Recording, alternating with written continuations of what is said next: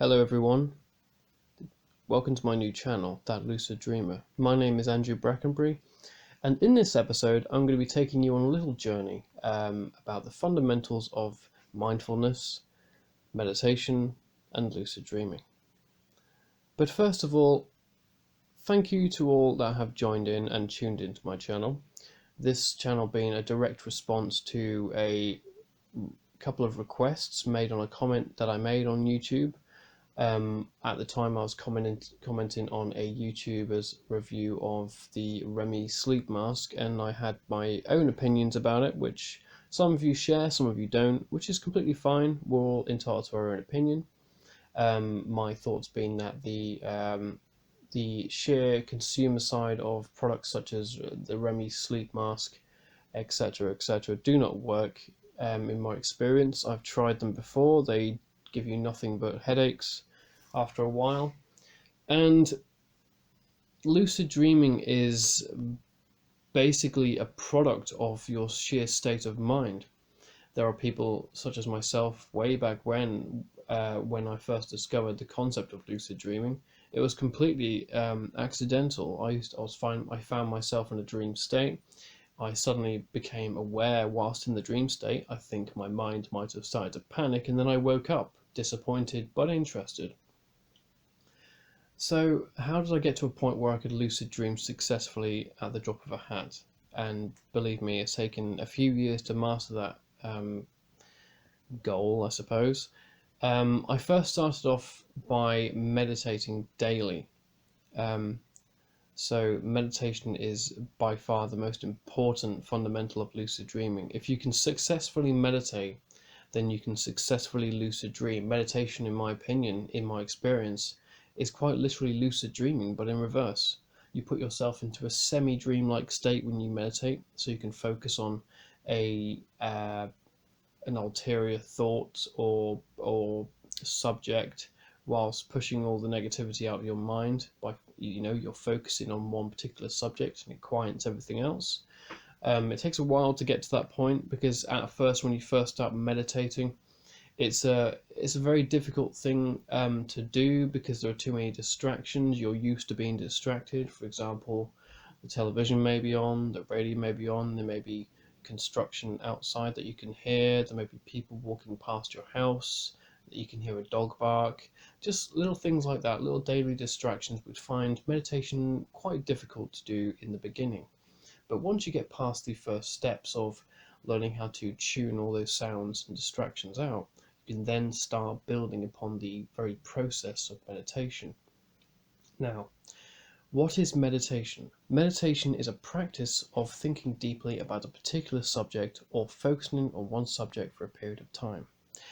There are three types of meditation that I'm going to cover later on in this little video, but when it comes to the study of meditation, it's very important to try the different types of meditation, because it enables you a different menu, I suppose, in terms of methods you could try. There is chakra, there is vipassana, there is yoga. Yoga, do not ask me to do, because I can't stretch my legs for anything. So I also practice the chakra meditation, which is concentrating your energy centers of the body, basically quieting yourself, relaxing your body, and getting yourself prepared for the meditation at hand. Meditation in times can be from 10 minutes to 3 hours if you like. I meditate for 1 hour per day, and generally I feel quite positive most of the time. I feel quite calm and relaxed. Meditation in the past got me through depression and anxiety. I was once on medication. I was on sertraline at 100 milligrams per day, which I knew wasn't very good for me.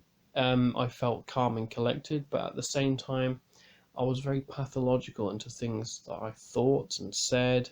I had no real sense of self-being in the world at the time. So I cut myself off those medication, and I tried meditation instead. And meditation sort of grew on me, actually, and enabled me to um, systematically change channels of my mind that I didn't think I was capable of. But here we are. This was 5 years ago, and today I feel calm, collected, happy with myself, positive generally.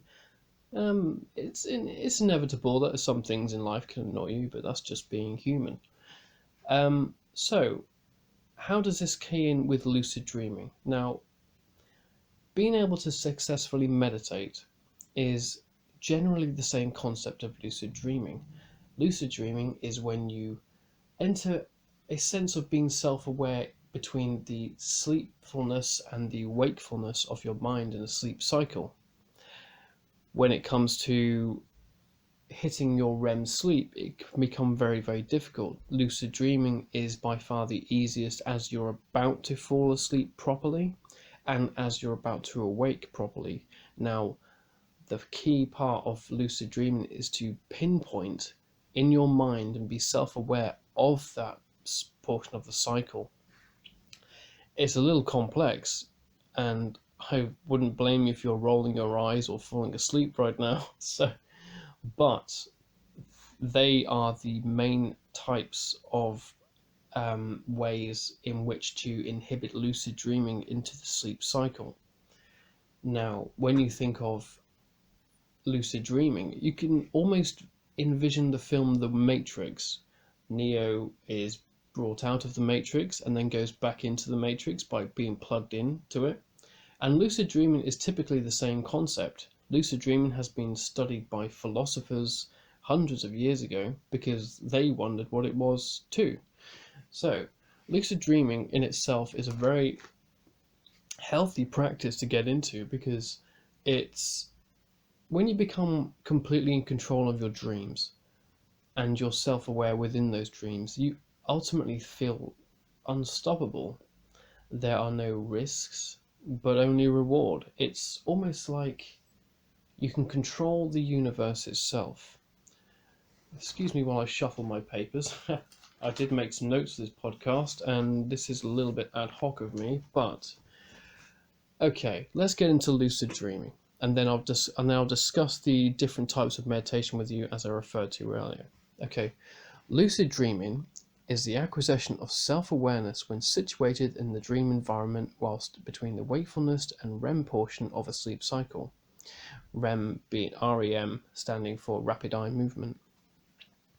When in a lucid dream, the person experiencing will have the feeling of self-awareness, often without the feeling of being tethered and or subjected to a common feeling of true wakefulness, and can thus control the laws of physics. And being able to control the laws of physics in a lucid dream is amazing. There are no restrictions. When being lucid, the person experiencing this will often feel emotions to an extent that they will feel unfamiliar. The brain often processes things a lot differently in the situation of being awake in the real world, and in the dream state they're often amplified. It's almost like your mind can unlock itself when in a lucid dream. For example, in lucid dreams, I've been able to fly. I've been able to fly a plane. I've been able to drive a race car. I've been a superhero. I've been a vampire. I've been a creature of some sort. I've traveled across the galaxy. There are literally no limits when you are lucid dreaming. For example, when we refer back to the movie The Matrix and Neo and Morpheus are standing in a blank white room, they can ultimately think up what they need, whether they need clothing, guns, whatever. It's a little bit like that. And lucid dreaming has always reminded me of the mind palace theory, of which I'll refer to in a different video. So, now that we have a little bit of an idea of what lucid dreaming is, how do we get there? Now, first of all, let's go back to meditation. Okay, there are three types of meditation. There is chakra, which is concentrating the energy centers of your body in order, basically calming your body, calming your mind, finding that perfect level of being centered in yourself, being relaxed. tuning out any distractions or background noise, just becoming completely and utterly relaxed in yourself in order to enable you to start thinking of a single thought or single object. Okay, that is a vipassana, which is to inhibit and to create the awareness of the deep mind itself. It's like when you start chakra meditation, you can use a vipassana to go deeper into your mind and imagine, let's say, you enable your body to relax itself and you enter a state of the beginning of meditation. You then start to focus on an area of your mind. Let's just say you picture a corridor in your mind, and in this corridor there are numerous amounts of doors that you can open and look behind. It's a little bit like that, and in that way you can actually start to categorize emotions, memories, any thoughts you've had about anything into these different doors, and you can revisit these through practice itself. Okay, and the third part of meditation is yoga, which is focusing on the strength, flexibility, and the breathing to maintain well being and contentment in your mental and physical state. I'm sure that most of you are familiar with yoga. You've either seen it being practiced, you've seen videos, maybe some of you actually participate in yoga, and you'll find that doing yoga as opposed to not doing yoga actually improves your health and well-being, because if you're stretching your body muscles, you're opening yourself up to more exercises. Say if you started off doing yoga and then went for a run, it's much more healthier to start doing yoga before a run than it isn't, because if you run and don't stretch, you pull muscles. If you do yoga and run, you don't. So yoga does improve your life. Okay, when we look at chakra meditation, there are 7 chakras when it comes to the human body state. There is the Sahasrara chakra, which is the crown chakra, your head, the energies that are stored within the mind itself. There's the Ajna chakra, which is the third eye, which is located in the center of your head. There is the Vishuddha chakra, which is located in the throat. There is the Anahata chakra, which is the heart. There is the Manipura chakra, which is the solar plexus. The Swadhisthana chakra, which is the sacral. And the Muladhara chakra, which is the root. Now imagine these pinpoints of energy in your body, the 7 chakras, and you have to perfectly align them. They're not physical bodies of energy, they exist within your mind itself. But if you picture yourself with the 7 chakras of your body lined up, you can picture yourself being perfectly and utterly centered in order to maximize the goals and the benefits of deep meditation. Now, this is a very, very hard practice, but it has been proven to totally relax the mind, the body, to enable better mental health and well-being. It is an actual science. Meditation is an actual science, and it is proven to have worked.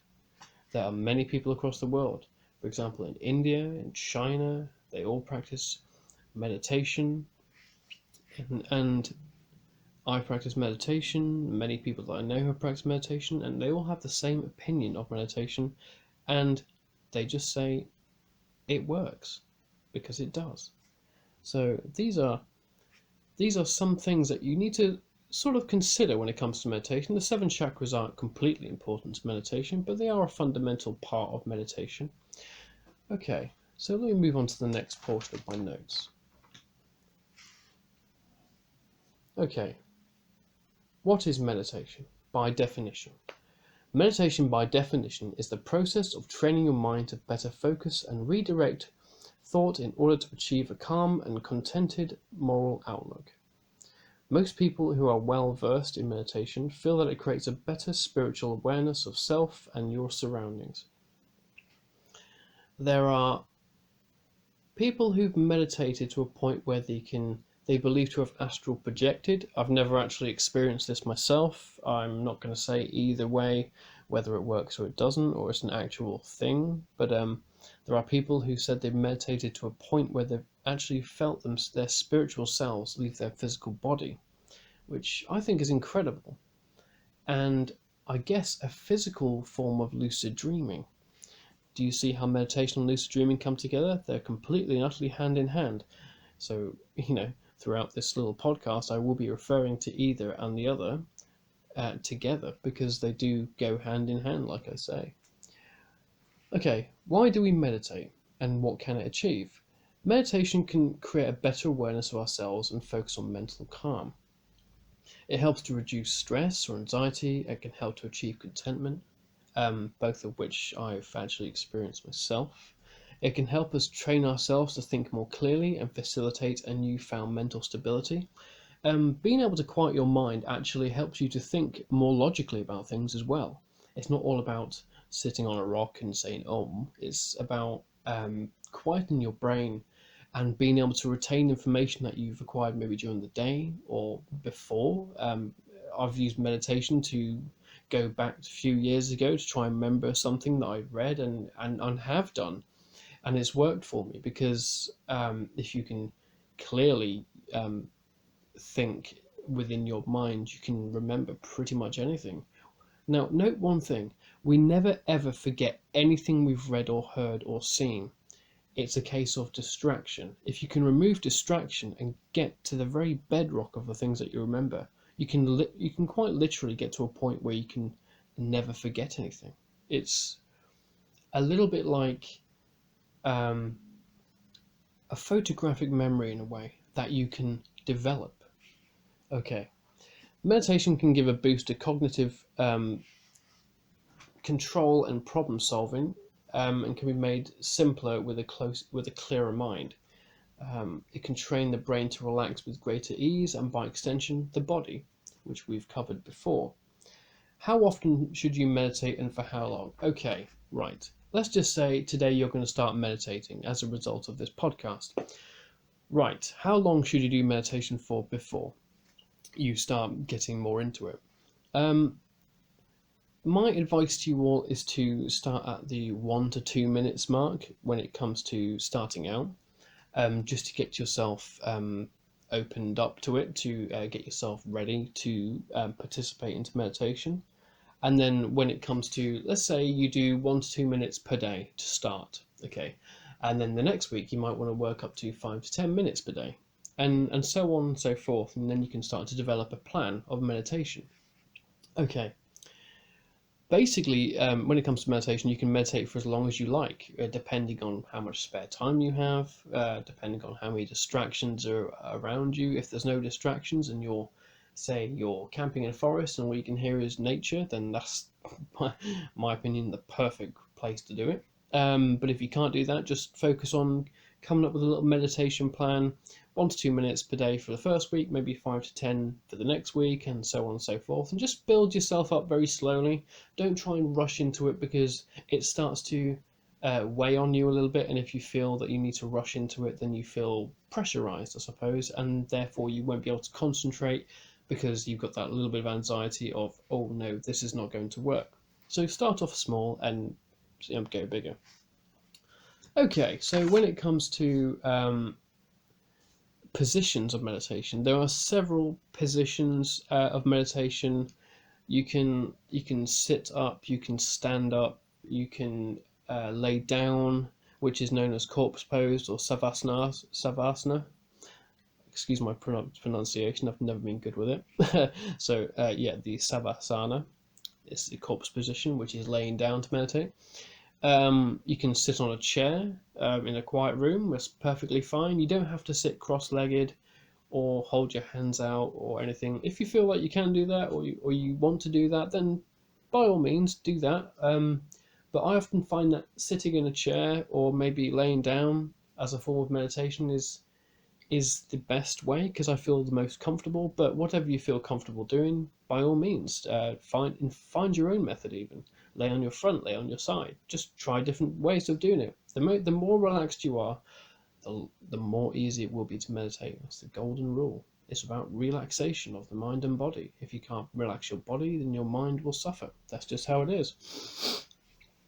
Okay, so when it comes to beginning meditation and the regime, the sort of the how, the when, the where, and the what, I find that I I started off 5 to 10 minutes per day and then worked my way up to an hour a day, in which I do now. Obviously, like I said before, make sure you're comfortable, and just find yourself in a position where you feel dedicated to try. Okay. Um, Now, when it comes to starting to meditate, you're all comfortable. Your mind's all set to do it. What do you think about? Okay, so the way I started of it was thinking of a red ball in an entirely white space. Okay, completely open space, but just that one single object, the red ball. And I focused on that and focused on that and just kept thinking of it. Sometimes other thoughts intruded my mind and it distracted me, but every day I practiced focusing on that red ball in that white space. And then 2 weeks after that, I started working on to walking into an imaginary cave and then focusing on that, imagining I'm flying a plane in an open sky and there's nothing else around me. It's all about training. You train your body and you can train your mind. Okay, so this is where it comes to lucid dreaming. Okay, in personal experiences of lucid dreaming, I've found that it's a lot like meditation, focusing on one object to start with and then moving on from there. It takes a lot of practice to initialize a lucid dream uh, instead of just simply falling into one. Now, lucid dreaming is being completely and utterly self-aware in a dream, like I've said before, but the very difficulty of lucid dreaming is getting yourself into a position where you can become self-aware but not lose the very fabric of where you are. Now, what I mean is, say if you're in a dream, you're dreaming that you're walking through a forest or you're walking across a train platform or whatever. Okay, so let's go to the forest. Okay, I'm walking through a forest in my dream. At this point, I'm not self-aware. The dream is just happening around me, because most dreams seem to be linear, but they're constantly changing. Okay, you're walking through the forest, and then suddenly you're completely and utterly aware, and then you say to yourself, "I'm walking through a forest. I know I'm dreaming." But then you feel a slight panic because you become self-aware in a place that you're unfamiliar with, and you wake up. Now, the very essence of being able to control that lucid dream is to be able to grasp and stay exactly where you are, stay planted to where you are without moving or waking up. Now, that is the most difficult part of lucid dreaming. I've got to a point now where I can fall asleep, start to dream, and envision a object of my choosing that I've predetermined in that dream and force it in there using my brain. Okay, so at the very start of when I became aware and able to lucid dream at almost at will, I used to basically force the object, a red ball, into a dream. And as soon as I envisioned that red ball in my dream, I went to pick it up and I used to hold it in my hands in my dream and say, "I'm completely and utterly where I'm dreaming. I have complete and utter control." Now, this, before I got to this point, it was an absolute struggle. Lucid dreaming is by no means a walk in the park, so to speak. But when you get to a point where you can lucid dream and and practice and keep going until you get to a point where it's almost a professional skill, then you can literally control the laws of physics within your dream. And that's when lucid dreaming gets totally exciting. I have done all sorts in my lucid dream that is completely and utterly impossible in this life that we have now in this world. In lucid dreams, I've been able to fly at will. I've been able to sprout wings in front of people and fly. I've been able to build worlds. I've been able to build objects. I've been able to fly across space. I've got to a point now where I can create what I refer to in the comments on YouTube as anchor points, which ultimately, in layman's terms, are literal chapters within my mind that I can go back to. I've got to a point of lucid dreaming now where I can enter a lucid dream, almost save the state there, wake up, and then go back to that same state the next night dreaming by thinking of a specific object that I've marked in place in my mind.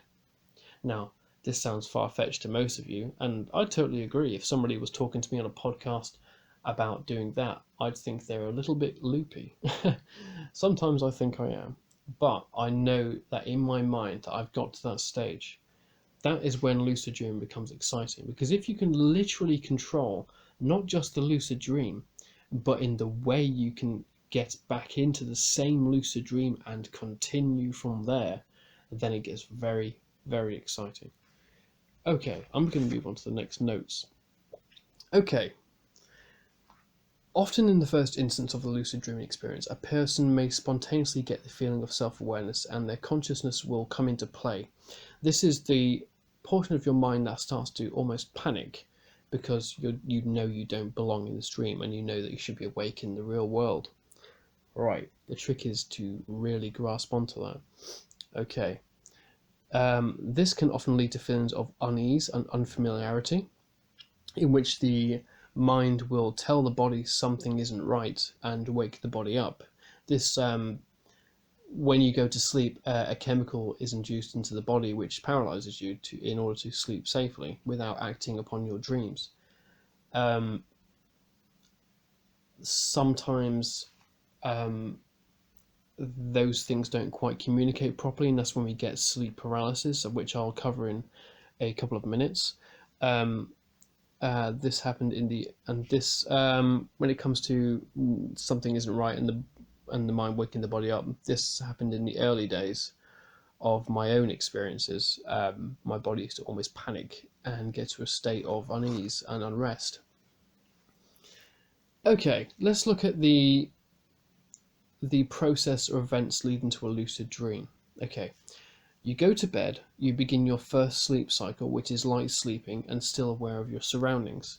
That's your body starting to relax and shut down, ready for the sleep. Your second sleep cycle is when your body starts to completely relax and decompress.